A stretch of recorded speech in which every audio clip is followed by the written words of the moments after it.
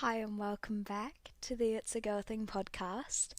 It's Kate and we're here for Coco Confessions today. So I'm all ready to go. I even have the right kind of mug for this occasion. It says that's the thesis. And although we've got some cocoa, still got things to confess. So if you haven't already, go grab your hot cocoa, go grab your coffee, tea, whatever you really like to listen to gossip with. So this week we have two new entries coming at you. We have entry 23 and entry 21, I believe.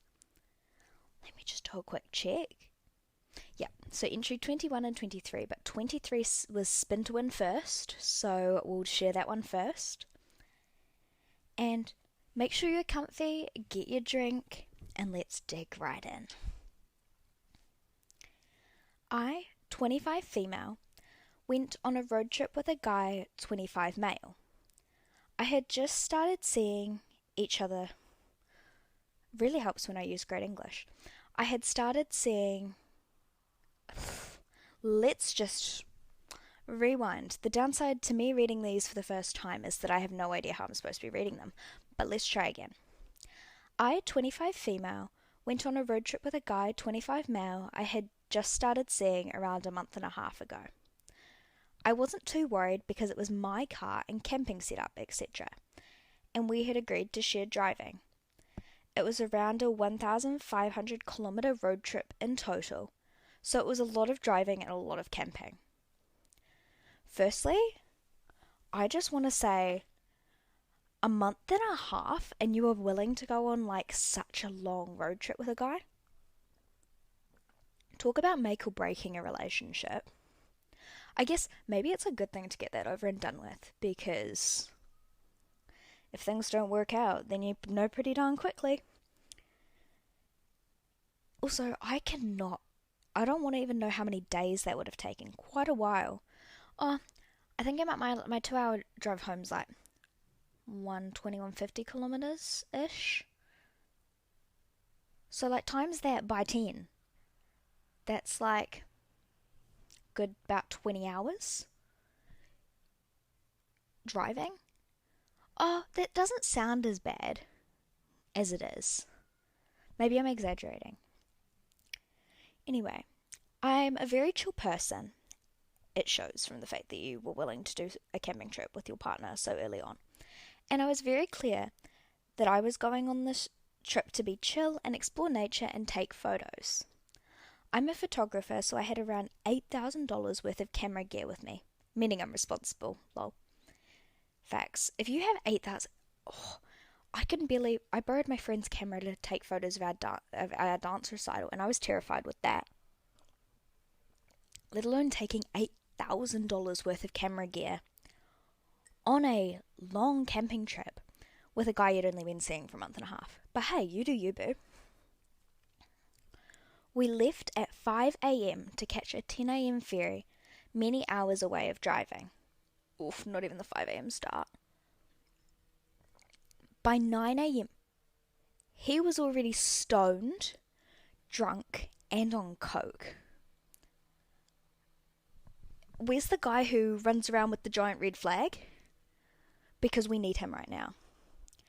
By 9 a.m., you left at 5 a.m., and at 9 a.m., I'm shook. So clearly I had to do all the driving. Well, girl, I wouldn't be letting him anywhere near your car like that, let alone drive it. He was super embarrassing, talking to every person, fist bumping them, running and jumping and recording Snapchat videos to put on his story. Are we sure we're not talking about a 15-year-old boy instead of a 25-year-old man? Because he's sounding a bit like a 15-year-old. It's the Snapchat videos for his story that bother me. That is another red flag. I can kind of get the whole talking to people and things like that if you're drunk, stoned, and on coke.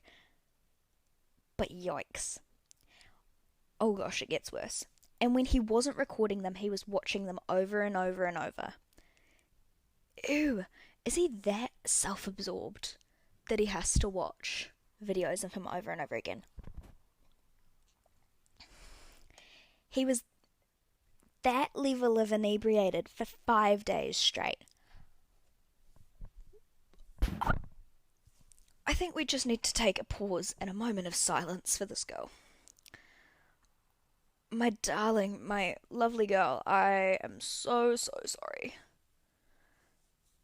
that you had to put up with that level of immaturity for 5 days straight, let alone the fact that he was completely inebriated. It was awful. I ended up dropping him off at a friend's place, about a 10-hour drive from home, and got myself an Airbnb for the last 3 nights. Now this is what I'm talking about. We don't pick up the slack for men around here. We take care of ourselves. And I'm so glad that you did. It was lovely to treat myself, but such a terrible dating experience. I'm genuinely resigning from the dating world. Honestly, I feel like that would put me off for a little while. But also the fact that you'd been together for a month and a half and you had no idea that that's what this person was like. Oh, we've got a little post note. This was completely the opposite of how he talked before we left. He mentioned bringing books to read, going on hikes in the rainforest, and he talked down on people who partied too hard, as he had a respectable job and didn't party anymore. Girl, are we sure we're talking about the same man? So that's our first entry. I still think we need the guy who runs around waving the giant red flag. So, if just little bits of advice, make sure you're taking things away from these stories, ladies.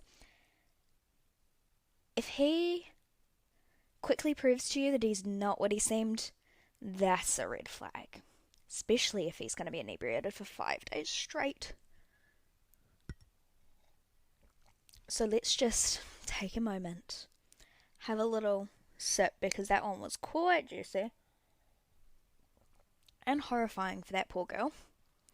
And then let's get ready for our second entry. Okay, let's get into it. Oh, we're changing pace. I see the word elementary school in here. I struggled in elementary school. I was awkward, a little nerdy, and had a hard time finding friends. Girl, same. Actually, I feel like that was kind of me more in high school, at the start of high school. I was a little confident queen in primary school, but that's because nobody judges you back then. Or you're less judgmental. Oh. I was forced upon other girls by their mothers who were my mum's friends. Yikes, I have no idea where this is going. At a sleepover, where I was once again a forced guest, 3 of the girls kept whispering and peeking over at me. I just feel for you being a forced guest, because all you want to do is make friends. I knew they were talking about me. I was so miserable. When we all finally crawled into our sleeping bags, I lay awake for some time, just feeling impotent anger welling up in my chest. Girl, me too. I would just be mad at my mum and their mums for forcing me into that situation, let alone mad at these girls for being such annoying, mean little brats that they had to take it out on this other little girl. I could hear some whispers and giggles getting closer and closer to me, and peeked out under my eyelashes to see the 3 girls sneaking up on me. That's so mean. I bet they'll play a prank or something stupid. When they bent over me to check if I was awake, I pretended to thrash about in my sleep and managed to whack her right in the face. Karma is, in the words of Jojo Siwa, karma is up. I should have known better. Anyway, I can't. I need to have a sip because, wow. In primary school, I never would have thought of that as a solution to my problems. And girl, you a genius. That is literally the best thing I could have thought of. She, of course, screamed, and I feigned complete innocence. I never knew what they planned on doing to me, and was never invited to another sleepover. I still think that was the best move, a power move, if you will. The fact that you managed to get away with complete innocence, up top. High five, Queen. Honestly. So, those are our stories for today. I hope you've enjoyed. Hope you enjoyed listening to other people's drama for once. And if you have a story to share, we need to hear it. So make sure to follow the link in the show notes to the submissions form, or you can head over to my Instagram and you'll find the link in my link tree. Or if you really can't be bothered filling out a form, just flick me a message, leave it in the Q&A in the Spotify or whatever platform you're listening on, Q&A, and it'll go into the pile. I am so grateful that you tune in and that you love listening to our little stories, my little episodes. But I am also looking for new potential guests, so if you know of someone who has something cool to talk about that would suit our little community, then make sure that they give me an email at itsagirlthingpod@gmail.com, or they can just flick me a DM.